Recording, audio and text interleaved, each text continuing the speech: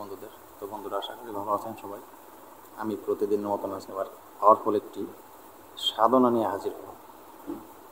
তো আজকের সাধনাটা কিসের জন্য?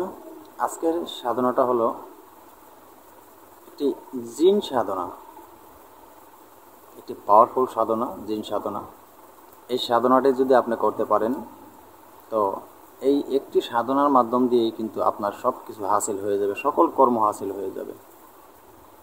আর এই সাধনাটাতে খুব সহজে করতে পারবেন। এখানে বিভিন্ন ধরনের বিভিন্ন সামগ্রী প্রয়োজন হবে না, এইটা সেইটা এরকম সেরকম কিচ্ছু প্রয়োজন হবে না, কোনো সামগ্রী আপনার বাইরের প্রয়োজন নেই। তো হালকা একটু সামগ্রী প্রয়োজন। তো আজকের এই পাওয়ারফুল জিন সাধনাটি আপনি কিভাবে করবেন, কোন নিয়মে করবেন, তো বন্ধুরা আমি সে বিষয়ে আলোচনা করব আজকের এই ভিডিওর মাধ্যমে। তার আগে সকল বন্ধুদের কাছে একটা রিকোয়েস্ট, আমার চ্যানেল অলৌকিক শক্তি চ্যানেলটি সাবস্ক্রাইব করে পাশে থাকা বেল আইকনটি বাজিয়ে নোটিফিকেশন অন করে চ্যানেলে একটি লাইক দিয়ে দিবেন, যাতে আমি নতুন কোনো ভিডিও আপলোড করার সাথে সাথে সবার আগে আপনার কাছে চলে যায়।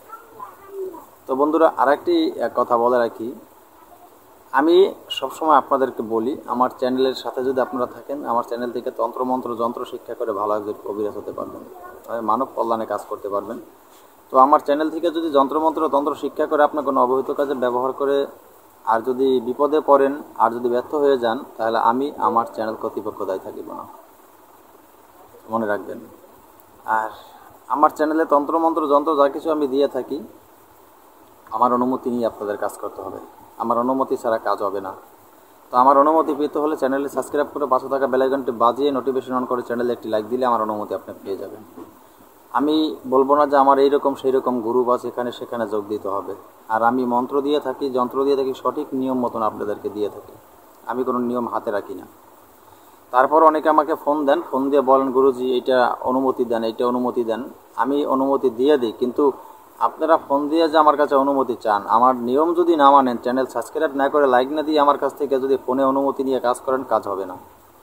আগে নিয়ম পালন করে তারপরে অনুমতি নিয়ে কাজ করলেই কাজ হবে। কথা বাড়াবো না, ভিডিওর মূল আলোচনায় চলে যাব। আজকে যে সাধনা নিয়ে চলে এসেছি, এটা একটি জিন সাধনা।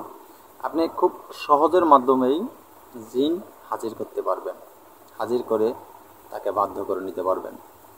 আর এই জিনকে হাজির করে যখন আপনি বাধ্যগত করে নেবেন, বাধ্যগত নিয়ে আপনি এই জিন দ্বারা আগাম নিগম ভবিষ্যৎ ভূত সব কিছু গণনাও করতে পারবেন এবং সকল কাজও তার দিয়ে করাইতে পারবেন। এত সহজে জিন সাধনা জানি না কেউ দিয়েছে কিনা, খুব সহজে এই জিন সাধনাটি আপনি করতে পারবেন। তো কোন নিয়মে করবেন, আমি যে নিয়মে আপনি করবেন নিয়মটি কণ্ঠস্থ বলে দিচ্ছি, কিন্তু একটি মন্ত্র অবশ্যই আছে আমার এখানে, যে মন্ত্রটি আমি ভিডিওর শেষে দিয়ে দেব। একটি পানি পড়া মন্ত্র। এই পানি পড়া মন্ত্রটি, যে মন্ত্রটি আমি দিব, এই মন্ত্রটি আপনি ভালোভাবে আগে মুখস্থ করে নেবেন। এই মন্ত্রটি ভালোভাবে মুখস্থ করে নিয়ে এই মন্ত্রটি 21 বার পড়বেন। 21 বার পরে এক বাটি বা এক গ্লাস পানির ভিতরে আপনি 21টি ফু দিবেন। 21 বার পরে 21টি ফু দিয়ে ওই পানিটা আপনি যে ঘরে বসে সাধন ভোজন করবেন, যে ঘরে বসে, তো ঘরটা নির্জন ঘর হতে হবে, একা একা আপনি বসে সাধন ভোজন করবেন। এই সাধন ভোজন করবেন কেউ যেন না জানে, খুব গোপনে করবেন। সাধনা কোনোদিনও মানুষকে জানিয়ে করলে সাধনা হয় না। মানুষকে জানাইলে যে আমি এই সাধনা সেই সাধনা করব, তাহলে কিন্তু সাধনা হয় না, আপনার সাধনায় অসাফল্য আসবে না। সাধনা খুব গোপন জিনিস, এগুলি কাউকে বলতে নাই। সাধনা করে সুফল পেলে আপনি কাউকে বলবেন না, তাহলে আপনার সাধনা কিন্তু নষ্ট হয়ে যাবে। সাধনার ক্ষমতা কাউকে দেখাতে নাই, অহংকার করতে নাই। তো বন্ধুরা, সেটা অন্য এক সময় অন্য ভিডিও নিয়ে আলোচনা করব। তো আজকে বলে রাখি, এটা আপনি যে ঘরে বসে সাধনা করবেন, একক ঘর, নির্জন ঘর, সেই নির্জন ঘরের চারদিকে আজকের এই অভিমন্ত্রিত করা যে পানিটি আপনি 21 বার ফু দিয়েছেন, সেই পানিটি ঘরের চারদিকে ছিটিয়ে দিবেন। তো ঘরের চারদিকে ছিটিয়ে দিয়ে আপনি আজকের যে এই মন্ত্রটি, যে মন্ত্রটি এখন পড়েছেন, সেই মন্ত্রটি আপনি 700 বার পাঠ করবেন। মনে রাখবেন, 700 বার এই মন্ত্রটি আপনার পাঠ করতে হবে। তো আপনি 700 বার এই মন্ত্রটি পাঠ করে ওই জায়গায় শুয়ে থাকবেন। আপনি অন্য জায়গায় গিয়ে কিন্তু আর শোবেন না। আপনার মন্ত্র পাঠ শেষ, আপনার সেখানে শুয়ে পড়বেন। তো এর ফলে কি হবে, আপনার এই সাধনা তো চলতেছে, চলাকালীন মাত্র 18 দিনের মাধ্যমে 18 দিনের মাথায় জিন আপনার সাথে যোগাযোগ করবেন। তো 18 দিনের মাধ্যমে জিন যখন আপনার সাথে যোগাযোগ করবেন, যখন আপনাকে সিগন্যাল দিবেন, তো তখন আপনি আপনার সাধনার স্থান থেকে কিন্তু উঠবেন না, মাথায় রাখবেন। সাধনার স্থান থেকে আপনি উঠবেন না, তার সাথে কথা বলার কোনো চেষ্টা করবেন না। আপনি সাধনা আপনি চালিয়ে যাবেন প্রত্যেক দিন ওই একই নিয়মে 700 বার। তবে আপনি সাধনার করার যে বললাম কিছু সামগ্রীও প্রয়োজন, সে সামগ্রী আপনার কি প্রয়োজন? সামান্য সামগ্রী। শুধু আপনি একটা আসন সাজাবেন, আসন সাজাইয়া পশ্চিমমুখী হয়ে বসবেন। পশ্চিমমুখী হয়ে বসে আসনটি সাজে তো আগরবাতি মোমবাতির সামনে জ্বালিয়ে নেবেন, ধূপ জ্বালিয়ে নিতে পারলে ভালো হয়। তো তারপরে আপনি জব শুরু করে দেবেন। তো যখন আপনার এভাবে আপনি সিঙ্গেল পেয়ে যাবেন, এই 18 দিন যখন চলে যাবে, আপনার সাধনার শক্তি আস্তে আস্তে আস্তে আস্তে বাড়তেই থাকবে। তো আপনার যখন 27 দিন হয়ে যাবে, 27 দিন হয়ে গেলে আপনি ওনাকে বলবেন যে নমুনা দিন। আপনি বলবেন যে নমুনা দিন। যখন আপনি এই কথা বলবেন, এই কথা বলে আপনি আপনার কাজ শেষ করে আপনি আবার ঘুমিয়ে যাবেন। তো পরের দিন 28 দিনের দিন আপনার যে সাধনা করেছেন, যে মন্ত্র জপতেছেন, মন্ত্র জপ করার মাধ্যমেই জিন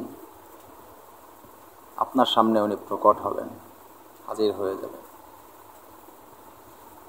যদি উনি আপনার সামনে হাজির নাও হয়, আপনি ওনার কথা শুনতে পাবেন। আপনার সামনে প্রকট যদি নাই দেখেন, আপনি অনেকে দেখে না, যাদের ভারী রাশি তারা দেখে না, যাদের হালকা রাশি তারা দেখতে পায়। তো দেখেন, আপনি বলতে পারেন, তা আপনি বললেন যে জিন হাজির করবো। হ্যাঁ, জিন হাজির হবে। দেখেন, আমি সত্য কথা সবসময় ভিডিওতে বলে থাকি। আজ অবধি কেউ কোনো অশরীর আত্মা, যেটাকে জিন বলা হয়, পরি বলা হয়, এগুলাকে প্রকট অবস্থায় সশরীরে হাজির করার মতন ক্ষমতাশীল তান্ত্রিক খুবই কম। হাজির করাতে পারে পিশাচ, তিতাস, বিভিন্ন ধরনের আত্মা আছে, অন্য অন্য এগুলা হাজির করাতে পারে আত্মা, তারাও কিন্তু প্রকট ওইভাবে হয় না। যেমন আপনি, যাই হোক আমি সেদিকে যাব না, কথা না বাড়িয়ে আমি সঠিকটাই বলে দিচ্ছি। আপনি যদি তাকে দেখতে চোখে নাও পান, 28 দিনের দিন সে কানে কানে আপনার সাথে কথা বলবে। তো আপনার তো তার সাথে ভালোবাসা সংযোগ করা, তাই না? উনি আপনাকে নমুনা দিবে, আপনার সাথে কানে কানে কথা বলবে। তো তখন আপনি ওনার সাথে আপনার যে কথা থাকবে, প্রথম আপনার 3টি কথা বলে ওনাকে ছেড়ে দিতে পারেন। যদি জিজ্ঞেস করে আপনি কেন ডাকছেন, তখন আপনি তাকে সালাম দিয়ে তাকে বলবেন আপনার যে ব্যক্তিগত যে বিষয়টা সেটা বলবেন, যে হুজুর আমি আপনাকে ডেকেছি। তো কেন ডেকেছেন, তখন আপনি বলবেন যে আমি আপনাকে ডেকেছি মানব কল্যাণের জন্য। আপনি আমার সাথে থেকে মানব কল্যাণের কিছু কাজ করে দিবেন। তো উনি খুব খুশি হবেন আপনার কথা শুনলে। তো এই কথা বললে যদি উনি বলে তথাস্থ, বা উনি যদি বলে ঠিক আছে, আচ্ছা ঠিক আছে, তো তখন আপনি বলবেন আচ্ছা তাহলে হুজুর আপনি আজকের মতো চলে যাবেন, কিন্তু আপনাকে আমি পরবর্তী টাইমে কিভাবে ডাকবো, তখন উনি বলে দেবে কিভাবে ডাকবেন আপনি। তো যখন উনি ওই কিভাবে ডাকবেন সেই কথা আপনাকে শিক্ষা দিয়ে দিবে, শিক্ষা দিয়ে দিলে আপনি কিন্তু ওনাকে ছেড়ে দিবেন, উনি ওনার মতন করে চলে যাবে। তা উনি ওনার মতন করে চলে যাবে। চলে যাওয়ার পরে আবার যখন আপনার প্রয়োজন হবে, আপনার পাশে কোনো রোগী আসলো, কেউ আসলো, কোনো লোক আসলো কোনো কাজের উদ্দেশ্যে, কোনো ব্যাপারে, তখন আজকে আবার এই যে নিয়মটা উনি বলে যাবে, যেইভাবে ওনাকে ডাকতে হবে ঠিক সেইভাবে আপনি ওনাকে ডাকবেন, আবার স্মরণ করলে উনি চলে আসবে। তো উনি চলে আসলে দেখা গেছে কোনো লোক যদি আসে, আপনার যদি কোনো লোকে কোনো বিষয়, কোনো ভূত ভবিষ্যৎ কিছু জানতে চান, আপনি মনে মনে ওনাকে যদি আপনি বলেন, মনে মনে আপনি স্মরণ করলে উনি বুঝতে পারবেন। আপনি কোন উদ্দেশ্যে ডেকেছেন, সেই উদ্দেশ্য আপনি ডাকের মধ্যে আপনার উদ্দেশ্য থাকবে, ঠিক আছে? তো সেই উদ্দেশ্য কিন্তু উনি ওই লোক কিসের জন্য আসছে, কোথা থেকে আসছে, কি নাম দাম ইত্যাদি সব কিছু বলে দিবে। ওই লোকের যদি কোনো রোগ থাকে, শরীরে কী রোগ আছে, কোন সমস্যার কারণে কী তার হয়েছে, সব ইত্যাদি ইত্যাদি উনি সব বলে দেবে। তো বন্ধুরা বুঝতেই পারছেন এই সাধনাটা কত বড় পাওয়ারফুল সাধনা। খুব সহজেই সাধনাটি আপনারা করতে পারবেন। তো সাধনা করুন। আমি কথা বাড়াবো না, আজকের মতন ভিডিওটি এখানে শেষ করি। নতুন কোনো ভিডিও নিয়ে আসার আগ পর্যন্ত সকলে ভালো থাকবেন। আল্লাহ হাফেজ।